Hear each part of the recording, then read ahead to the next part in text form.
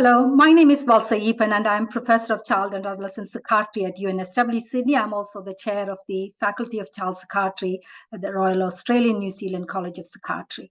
Today, I'll be briefly covering the topic of what you can do if you see a child suspected of having autism and there is no specialist to refer to. In brief, autism spectrum disorder, or autism, is a broad constellation of issues such as differences in development, mainly impacting how they interact socially, how they communicate, and also may have some rigid, repetitive behaviors, and also sensory sensitivities affecting noise, touch, texture, etc. Some of the red flags include no or limited eye contact, no returning your smile when you smile at them, lack of interest in other children of the same age, doesn't turn when their name is called, or show interest in things in the environment, like no joint attention when you say, hey, look. They seem to be in their own world and not necessarily attend to those things around the environment, and not interested in social interactions or in communicating. Difficulty understanding others' point of view or their intentions. They may have no language at all or not use language even when they have good speech abilities. So they wouldn't effectively communicate even when they have words that they can speak. And they may just repeat words in an echolalic way, but not in a functional communicative way. And so one question that may get asked is, how do you then differentiate autism from speech and language issues? Those with speech and language disorders will still try to communicate. Usually they will use other means like nonverbal communications or pointing or gesturing, but autistic individuals may not use those nonverbal methods. And therefore, even when they have got good speech and language, they may be just monotonous, and they may not understand quite the kind of meaning or significance of someone changing their tone slightly, that this means they are angry or this means they are sad. And they will take things literally. Example of someone saying, pull up the socks, and they would literally pull the socks up. Even play may be different. They usually do not show interest in make-believe play or symbolic play or imagination and stories. Instead, they will be just interested in the mechanical things of how the toy is, or maybe just lining them up. And they may do parallel play, which is they play alongside other children, but not in a to and fro interactional way of playing. Another point of note is that particularly females may get missed or sometimes get identified pretty late, as they do a lot of masking. They may try and copy other young people and conform to what is socially expected of them, but they still will miss some of that subtle social nuances of responding and behaving, particularly in group situations. They will miss it. And they would say that it's sometimes very tiring to put this mask on all the time. And that may be when anxiety or depression or something brings them to the attention of professionals. So people on the autism spectrum can present in many different ways. For some, it can be disabling, but for some, it is just a different way of being. And no two people with the condition are alike. But there are some common features that will help you to determine whether someone has autism or not. And in this regard, those diagnostic criteria mostly come under two domains.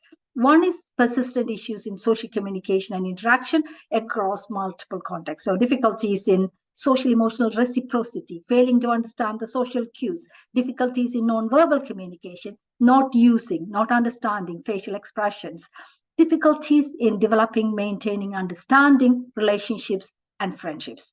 And the other domain is restricted repetitive behaviors, interests, or activities. Sometimes they are very intense, hyper-focused on certain things at the expense of everything else.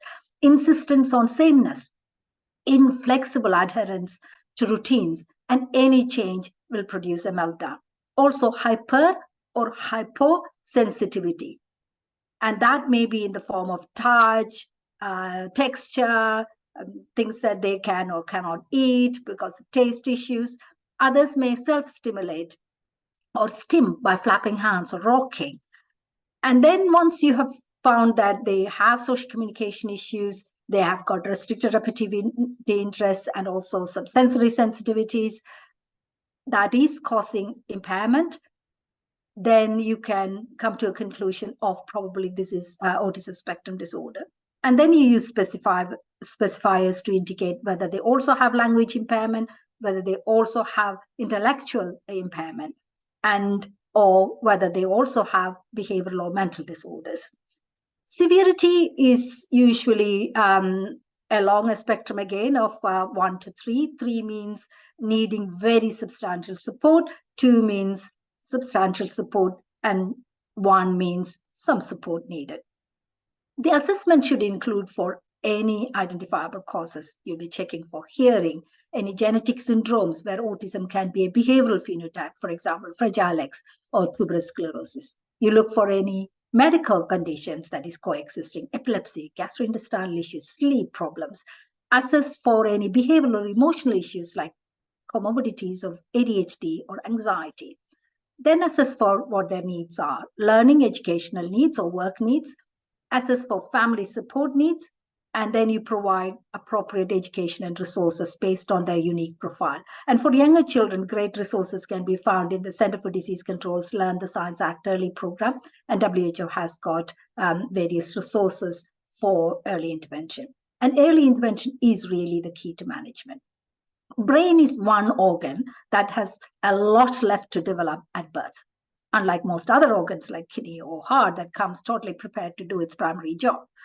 Post-birth, therefore, brain develops exponentially to 90% of its adult form in those preschool years. So this rapid development is dependent on the experiences, as the connections are formed or networks are established only when it is used. So it is use-dependent synapse formation, developing axonal connections, making those networks come alive.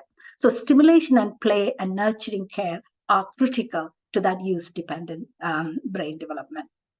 An aim of early intervention is to maximize the child's potential, capacities, and functioning. While most children will learn by just imitating you, they just kind of pick up things by hearing you say things or imitate you doing something. So that's mainly observational learning.